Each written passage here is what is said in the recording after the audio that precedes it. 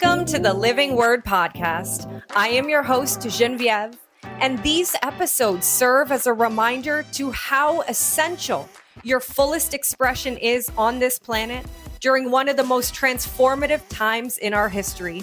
Together, we are going to explore truth through vulnerable conversations about life's deeper meaning, exploring holistic wellness, mindset, spirituality, entrepreneurship, love, and everything in between. Let's dive in, shall we? Welcome back, everyone, to the Living Word Podcast. And today I am with an incredible woman that what she does and who she is on this planet speaks to very deep layers of my being. And as a lot of you know, I've had a beautiful and wild journey of really becoming embodied in what was going on in my own womb center. And what I've recognized on this journey is that there are so many women that are experiencing health concerns or experiencing symptoms or experiencing sensations that do not feel familiar, yet like my amazing friend Leigh mentioned to me earlier, that they are dealing with them in silence and being told that they are normal. And so I'm joined today by my amazing friend, also a colleague. We're in a mastermind together. And this incredible woman, Leigh, is the co-founder of Solutions Clinical Pharmacy, where she is a prescribing pharmacist and helps women navigate the world of hormone and health optimization because so many women are experiencing the same thing alone in silence. And that's something that I saw even in my own journey when I was given an ultimatum of one choice, one thing I could do. And so I'm really excited to have this conversation today, to be here with you, engaged, but also a student, because I love that you're bringing so many different pillars and offerings together into one. And so, Leigh, I would love for you to introduce yourself and also share a little bit about how, as a pharmacist, you came to the point of allowing your clinic to be a place where women could come in to feel seen, heard, and truly be able to experience the platter of options there actually are for what they're experiencing. Oh, thank you, Jen. It is always a privilege to be in your energy. When I knew that this was how we were going to spend the morning, I was so excited to share with you. I've been a pharmacist for 29 years, which have gone by in the blink of an eye. And through my entire journey through healthcare, as a professional, I have been interested in knitting together, pulling together various modalities that are a match for the client. So that what I choose might not be what you choose, might not be what a friend chooses. And there's no judgment in that. There is only accepting and traveling together with them on a journey. So our logo for Solutions is actually meant to be little stones of a pathway. And it's not obvious when people see it. So they'll say to me, is that coffee beans? Is your logo coffee beans? I'm like, no, that's your health path. So yeah, so when we opened Solutions 11 years ago, we just really wanted to come alongside all of the people in our community and offer that. I mean, we very jokingly said it could be like the Cheers of pharmacy, right? Where you would come in and we know your name, and we would probably, because of the size of our city, know maybe your husband, your parents, your children, your grandchildren. We do have some clients who are like 4 and 5 generations deep. And so we really wanted to be that spot in the community where people didn't feel like a number. They felt like they were being served as an individual. And I've always had 2 personal interests. And so we do many things at Solutions, but my area of the practice is definitely women's health. That's been a long time interest for myself. And the other long time interest has been how your lifestyle impacts your health outcomes. So that was one of the very first continuing educations that I took, was literally a study on if you do this, then what? And it had nothing to do with prescriptions, supplements, any kind of healthcare professional's intervention. And I became fascinated and just like energized by introducing those concepts to people so that when they were in for a particular health concern, yeah, we can definitely talk about what you could use to address that. but also how you could invest into your health, what you could do today that would pay you off 5, 6, 7 years from now. And then in addition, we are a compounding pharmacy. So we compound bioidentical hormones. And that interest in women's health really intersected with the potential with compounding because, you can make anything. So then that's the name behind solutions, right? Solutions, yes, it is a state. It's a solid matter dissolved into a liquid matter.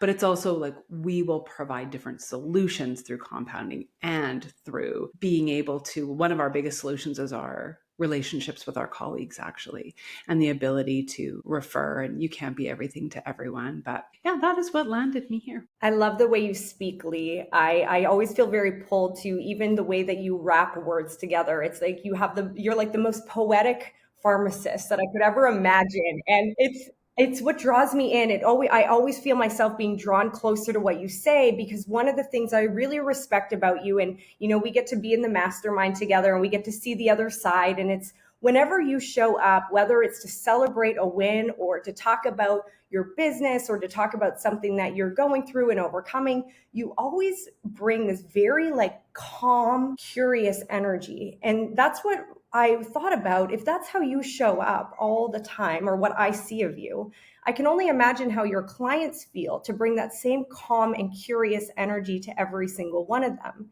And I noticed from some of the testimonials I saw on your Instagram to how you talk so beautifully about anonymously what people are going through. Yet I noticed that you never just jump to just a thing, right? You always have a very open mind, and you mentioned it earlier that you look at it as a systemic overhaul, and you view every single person, every single situation like they are one of one.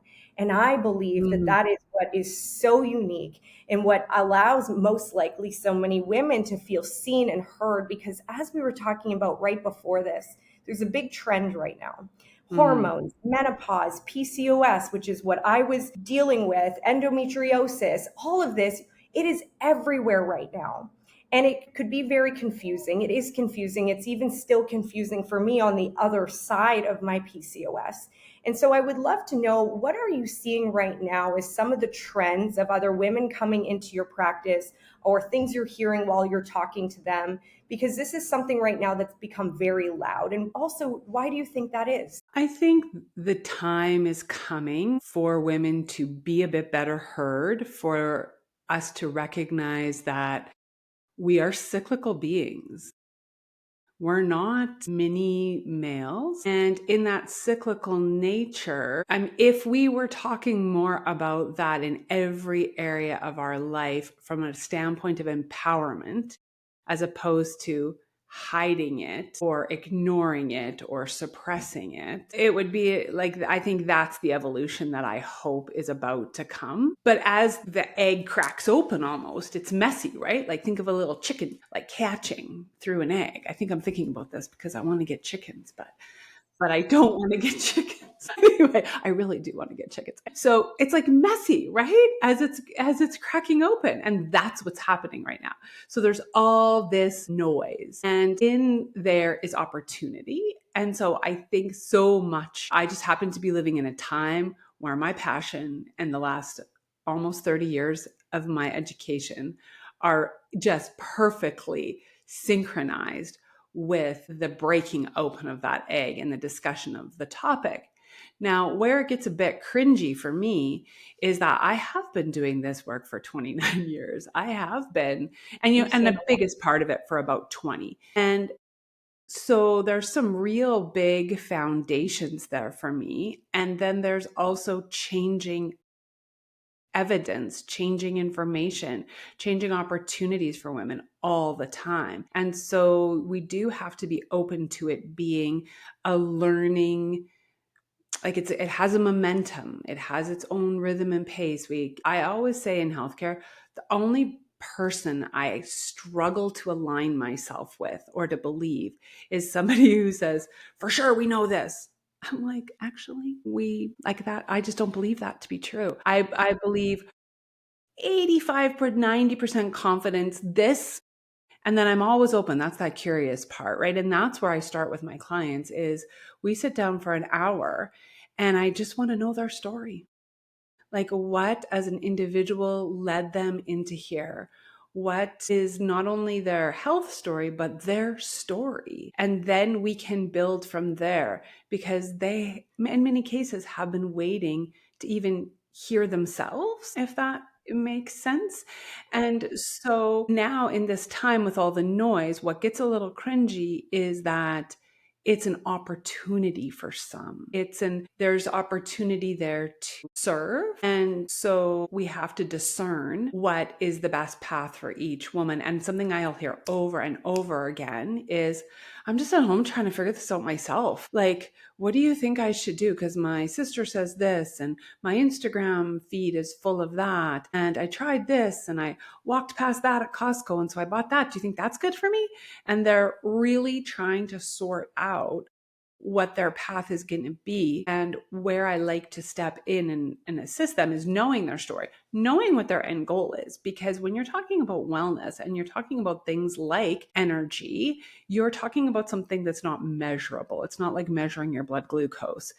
So there's some values there. And that's part of knowing your story is knowing what might be an acceptable energy or endurance level for one might not be for the next. So the sorting of it and so there's two parts to it. There's an evolving knowledge that we need to sort through, and then there's a matching to that individual person. Wow, it's interesting you say that even the energy piece, that makes a lot of sense, right? What I'm looking for is energy and optimization is actually very different from someone else, and that will change in different seasons. And the way that you look at that, the polarity of those and not comparing it to other people, it also is a mirror to something else that I'm very passionate about that you are practicing every day is really bridging the duality of these two or multiple worlds together of like modern Western medicine and the evolution of functional medicine. And so I see now that you're always kind of playing in different, I would say, pockets. So different areas for different people with different offerings, different solutions, and kind of bringing that all together. Like, Leigh, that's kind of an art that you're doing right now. It is art. So how does that all work? How are you able to really identify what would be best for people? And I hear this all the time.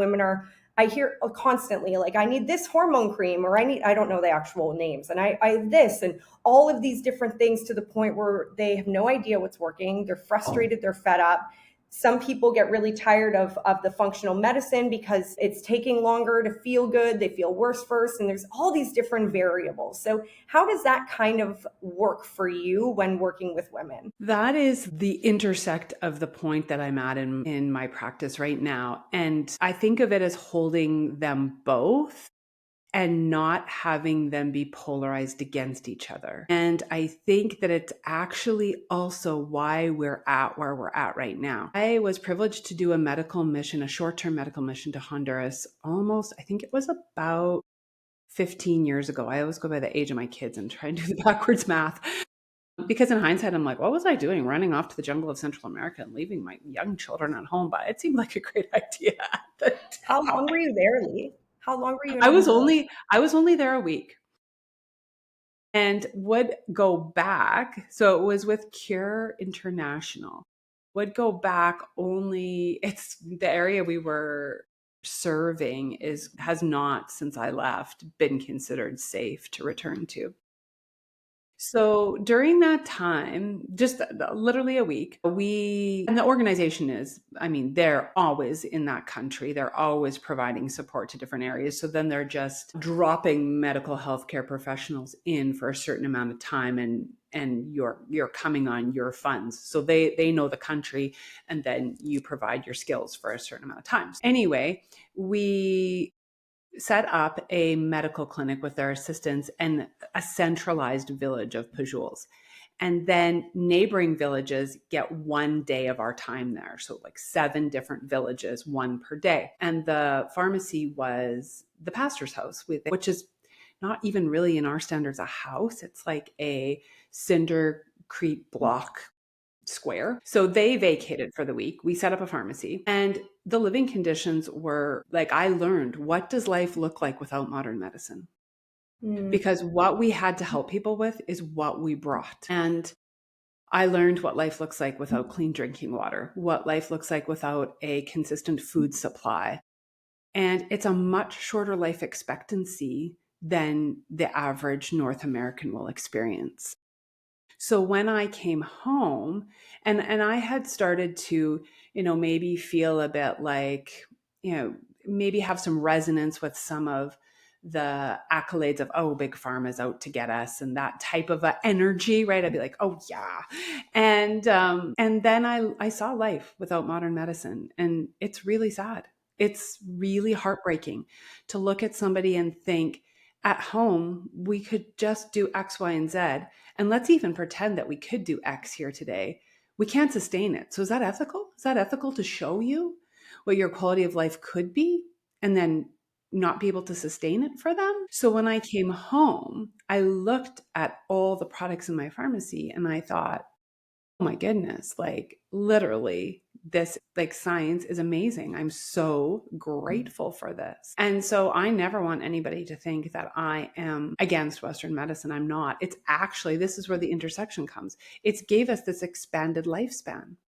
So somebody living in, and I'm not talking about a resort area of Honduras, I'm talking about living in the jungle of Honduras. Their life expectancy, I don't personally, like, haven't looked up the facts, but if you just look around the village, I'm like, there's no elderly. Like, are you living till 65? So for women in Canada, we are outliving our reproductive system, right? And we're very different than men in that men don't ever have a complete, closing of their system. They have a gradual decline in function. You have many elderly men, like, well, I don't know what you define elderly as, but many men that are able to conceive far past when women are, right? So we really have this time between our fees and fees where we have reverse puberty. We have everything slowing, slowing, slowing, slowing, and then we have a closing of the womb. Usually sometime in the early 50s, because the body does not, like, you're born with a certain number of eggs. I'm sure you know that. And so it's time for it to be done. And that 200 years ago in Canada probably meant, I haven't looked at life expectancy data, but it's grown. I know that for sure. So then you had a really shortened time that you were living without hormones.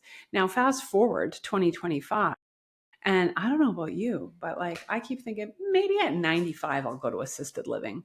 And mostly so, right? And mostly so I can have a chef. Like, I still planning to be a terror there. So I just want housekeeping and a chef. And I don't want to have to organize the yard work anymore. So now you're looking at, you might live 40 to 50 to 60 years, because I'm talking averages when I say the womb, stops having reproductive capacity around 50 without hormones. Now add in the stress of 2025. The stress of 2025 is very different than the stress 200 years ago. A lot of the stress 200 years ago sort of killed you, actually. Like, it was an all or nothing type situation. Whereas now we have this chronic, often low grade, grinding stress on us, and very poor, on average, nervous system regulation is not something that's taught. So that's eroding our health. And then we've got are exposed to a large number of hormone disruptors. Well, it's the perfect storm. So then, which side am I on? I want it all. And the combo that I pick might be different than the client in front of me. And that's okay. That's their path. That my job is to show them all the options and make as much as we can know. We just don't know everything. It's evolving body of knowledge. What are the pros and cons, and how would these things intersect for you and what your goals are?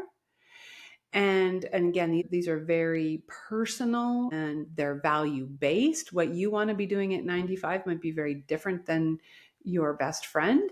And so could we knit together your best pathway? And those, to really sum it up, I'll look at and think as I work through something that somebody would like to pursue. Is it legal? I mean, we need that. Is it ethical? As best as I can, determine. Like, I would never want to lead someone astray. And is it in their best interest? Occasionally, I will have clients float an idea that I think I can just clearly see that's probably not in your best interest, and you just don't have enough knowledge to know that.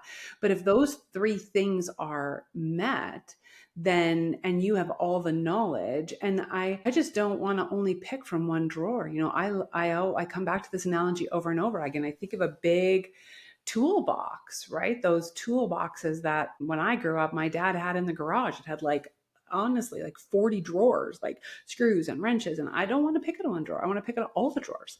When Western medicine is required, fabulous, that's the drawer I want to pick out of. When aromatherapy is an option, when nutrients is an option, when meditating is an option, I want all the drawers. And so when you come at it from that stance, you remove the need to be right. Like, there's, this polarization of like, well, what side are you on, Leigh? And I'm like, I'm on everybody's side. Like, I want it all. And to encourage women, they can want that all too. And that some of the things that are very common are actually not normal. Now, I had two women in my office last week. It just happened to be, I was sharing this with you earlier, just happened to be a lady who came in and she said, "Can I bring my sister?" And I was like, "Well, it's your appointment. You can bring whoever you want." And they said to me, we were talking about, desired outcomes for her. And she says, "Well, everybody's tired at this age. Everybody's just tired. Nobody wakes up refreshed." I was like, "No, that's not true. It might be really common, but that shouldn't be normalized. You should what you should." Wow. And that's when you said earlier, like, I like to raise the bar. Yep. And what you just said is really powerful. My dad was a holistic practitioner. That's what he did. He sold his IT firm. I talk about this often on here. And so I watched the evolution of this holistic wellness space. And I mean, story for another day, yet there is so much available now that is truly revolutionary that I am so grateful. And I also recognized at the end of his life, that came very suddenly, without modern medicine, it would have been absolutely horrendous. And so I see this balance, even for myself, the emergency surgeries that took place that allowed me to take the space I needed to look at what options I wanted. It's amazing. And I think that's kind of the level of conversation that, like you said, we don't have to be right. We get to be open. Mm. And when we're looking at hormones, I mean, I will say that all of my research and everything I've done and everything I still do, I still do not fully understand how expansive hormones are. It is so intricate, it is part of everything. And one of the things that we were saying is we're always focused on like the hormone or the symptom or this. And then you start asking about the detox pathways. You mentioned it earlier, the nervous system, and like even how much water you're drinking. And isn't it so interesting that for something that we're so focused on as a society to eliminate the symptoms that come from it, all of these other lifestyle habits or lifestyle needs are actually super required in order for us to feel better. And so, do you find that that's something that can be very frustrating for women sometimes? It's like, I want to fix this. And so, why are we going through all of these other things that I don't feel are important right now? Yes. And it also is true that we have to feel a little bit better to do a little bit better. And I don't ever want, it doesn't work to say to women or anybody, like, because when I'm not working with women, I'm working with everyone, to say, do better, try harder, be more disciplined. But what does work is to hear their story, because there's even so much as you look at their body symptoms, but then you look at their mind, like, where's their mindset at? And you evaluate that portion, and then you can usually see a couple areas that you can really get some fast results for them, which then piques their curiosity. Okay, if that worked, then what else could work?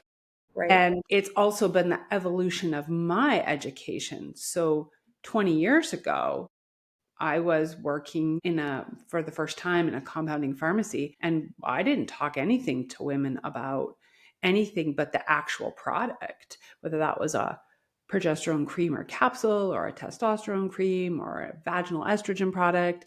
I just told them about. Now, there's a big part of education there. Like, what does this hormone do? And actually, the thing about hormones that's beautiful and like hair pulling is that they interchange between each other enzymatically in the liver. So they're constantly shifting. So it's not like treating blood glucose or blood pressure where you have you an intervention and then you measure, oh, that's what happened there. And it was a mentor who taught me that, 15, 20 years ago. I called him and I was supporting someone through some thyroid health. And I said to him, well, this and that, and then this didn't happen. And he goes, of course it didn't. Like, this is going to take weeks for the body, because the body thinks what it's doing right now is the best for you. Like, it actually thinks it's doing its best. And so he said, when you make those subtle little hormonal shifts, it's going to take weeks to pan out. So that's sometimes a little bit frustrating for women, but there's a complete interplay. And there's an interplay between different endocrine organs. So, and that's at the cellular level. So when we're talking about hormones, we really need to be talking about ovaries, but yes, adrenals, but yes, your thyroid. And I mean, then we can get into a whole big discussion about how the pituitary is trying to be the conductor of all that orchestra. And so at the beginning of my career, I just really focused on, okay, if I can just help women know their cycle and help women know how the hormones interplay, then it's a great day. And what I realized was it just didn't stick, because yes, they often felt better, but we honestly had trouble often keeping that level, because what had disrupted their hormones in the first place had never been addressed. And then also, I mean, we're cyclical, but then we're cyclical and changing over time. So it's a moving entity. And when I started to dig into, and it was honestly through some of my own health curiosities, I started to dig into, okay, so like, how does the gut really connect to this? And what is nervous system regulation anyway? And well, okay, what about detox pathways? Because if we are being exposed to so many hormone disruptors, should I just be, moving to a mountainside and buying chickens? Literally. So as I myself, and this is where I will often, you'll see me repeat this again and again. I will experiment personally with some lifestyle change, protocol, product. And yes, I'm an N of one, so I'm not trying to make any big outcome statements, but I'll gain confidence with that myself and think, oh my gracious, that really is helping. And then I'll hit a point where I'll start to feel hypocritical about the fact that I'm not sharing it. And that then it feels like I'm keeping the best for myself and I'm not, giving that opportunity for others to decide for themselves what might be a good fit. And so, yeah, I don't know if that answers your question or not. It does. And I never knew that about hormones, like changing in the liver. I had like my jaw kind of dropped. I'm like, really? No wonder this is such an intricate process. For myself, when I had the 86 cysts on my womb, I didn't have a menstruation for almost 9 years.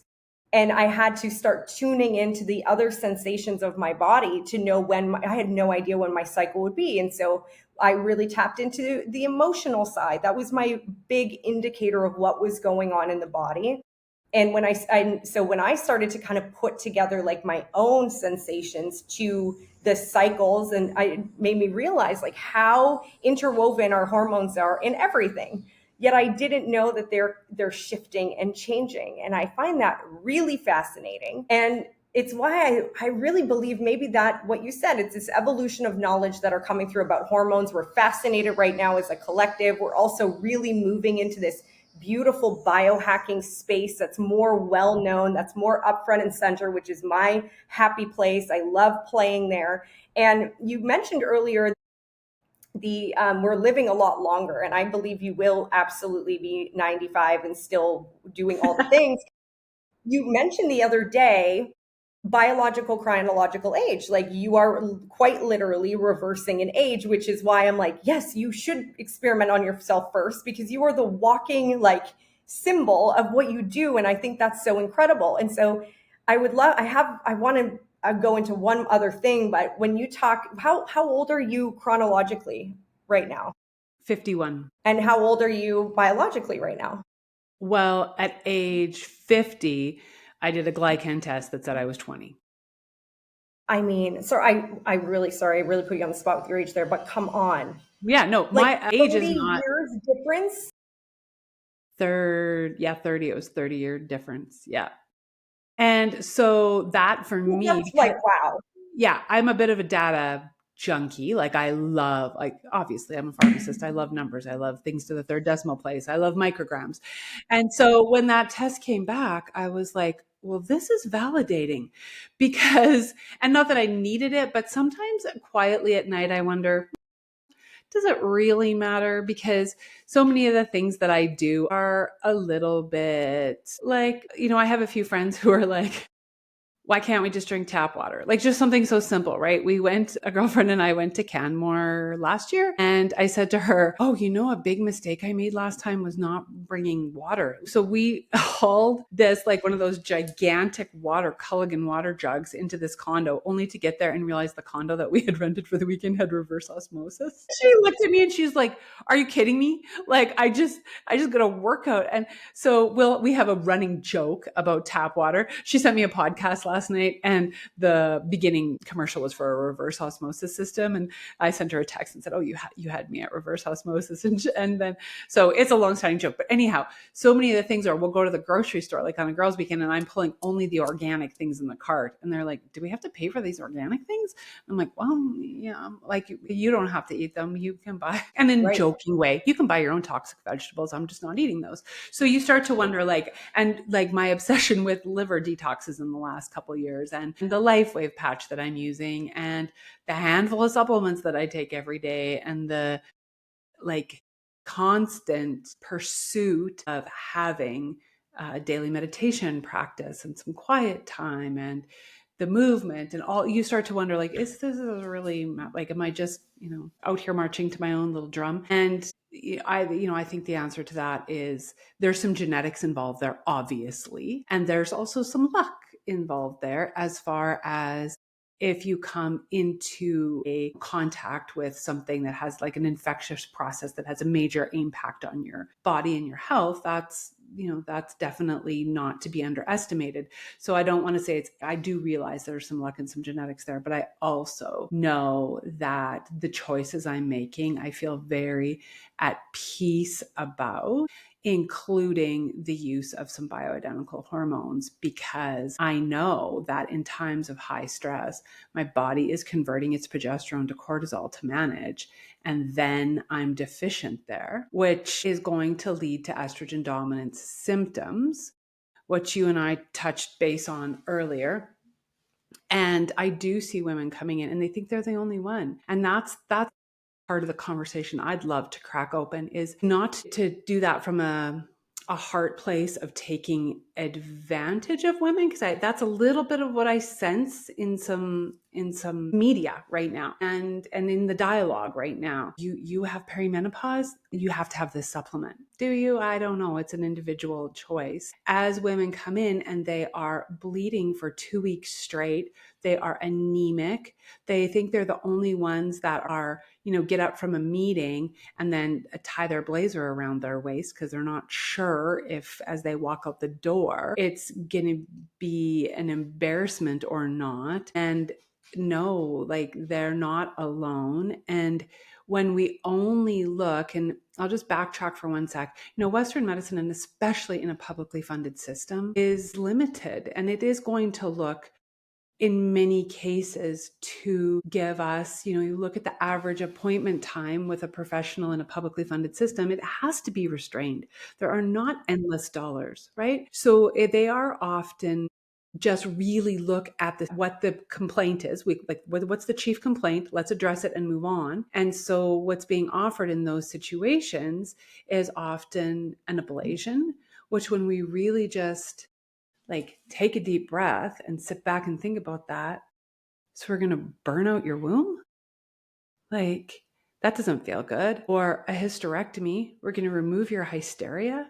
Like, the whole discussion behind that is, or we're going to offer you a synthetic, which I get why that's being offered, because it's in the common medical knowledge, because that's what is presented to them as an option. And yes, that a synthetic, whether that's an IUD impregnated with a drug or various other options, it's going to block that excessive menstruation, but it's not going to manage any of the other symptoms because you have hormone receptors through your whole body. So now you're still not sleeping great.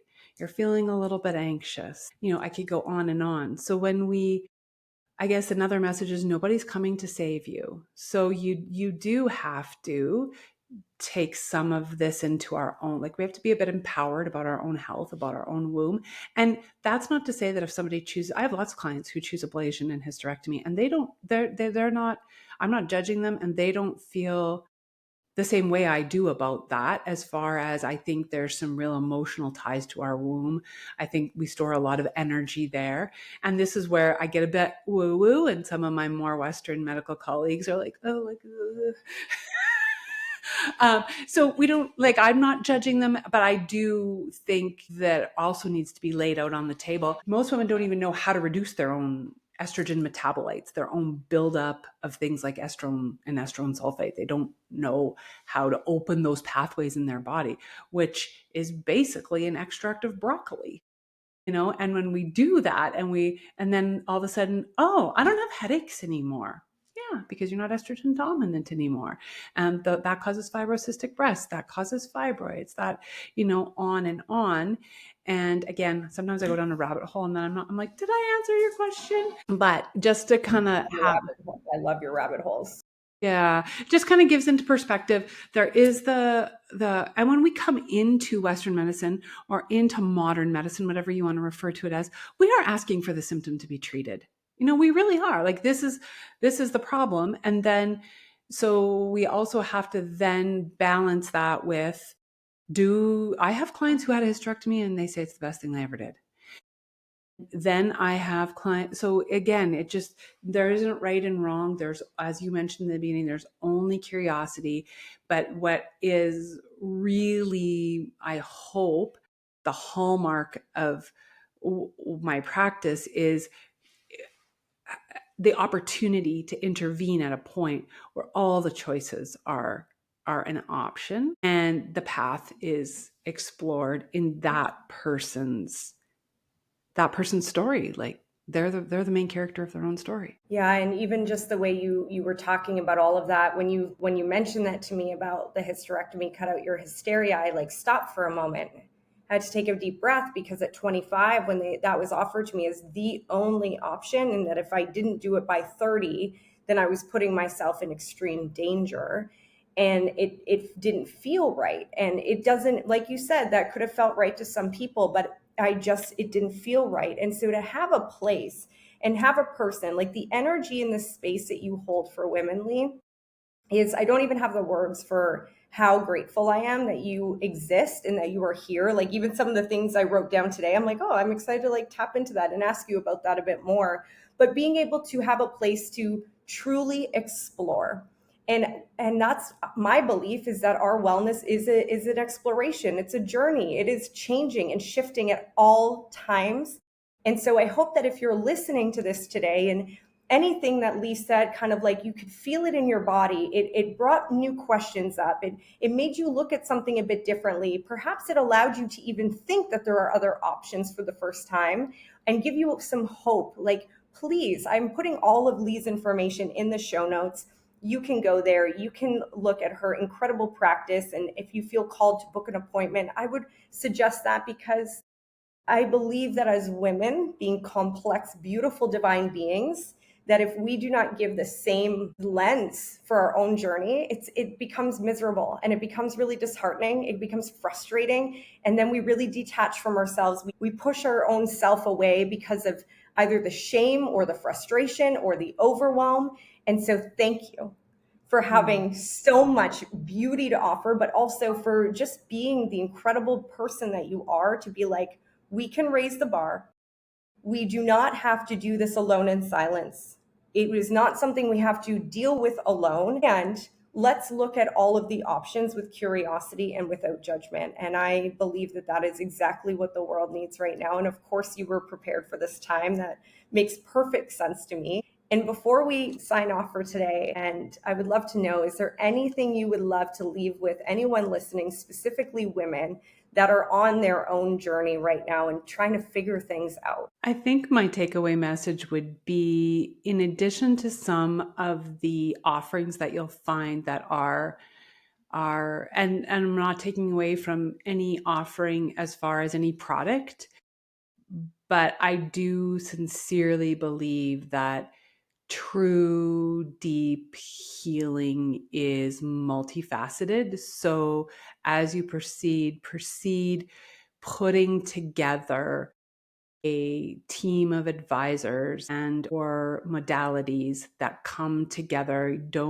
I would never put all your energy, your hope into one single facet.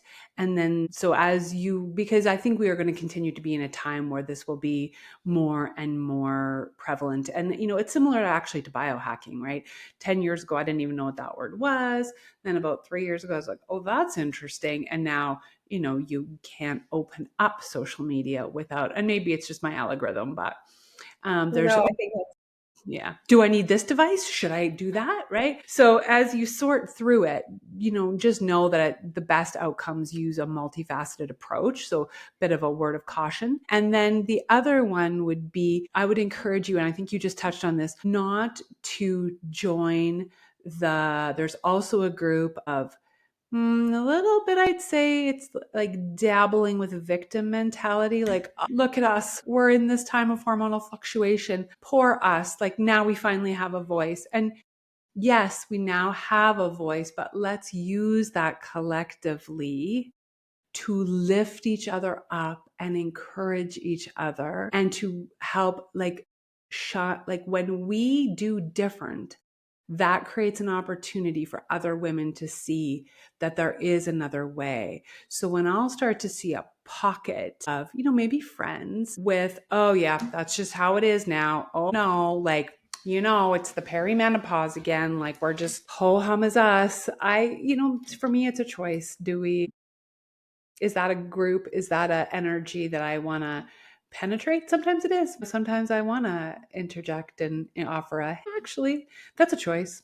Or sometimes that's time to move away, because everybody move away from the heart of that discussion, because everybody's timing is different. And so sorting out those two aspects of really living into the best version of yourself allows that for you, but allows it to be an option for others. And traditionally, whole different topic, women have struggled with that. Right. So some of the backlash that I get on social media is, how dare you? How dare you continue to evolve? How dare you continue to, experience the best of, and how dare I'm committed to the work. I'm like, for me, it's a life work. And so I just would encourage you, if that doesn't align with you, if that ho hum energy doesn't align with you, there's lots of people out there who have a different attitude about that, a different energy about that. I couldn't agree more with everything you said. Well, everything you said today in general, and specifically that. And there are people out there. I mean, we get to meet every Tuesday with incredible women who see things very differently and actually find joy in the adventure of what the heck is going on.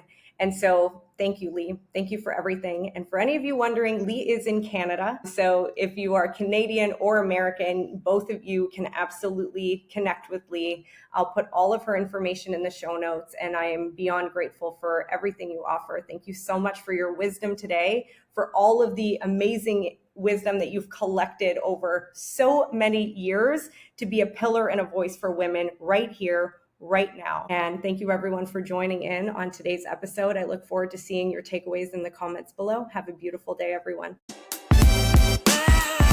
thank you so much for joining me on the Living Word podcast today. My hope is that you have something new or a remembrance that you can apply in your life right now. Isn't that the whole point of us learning and growing? To take new understandings and alchemize them through our own human experience? Please like and leave a comment or review if you enjoyed this episode, and share it with people in your life who would benefit from hearing it also.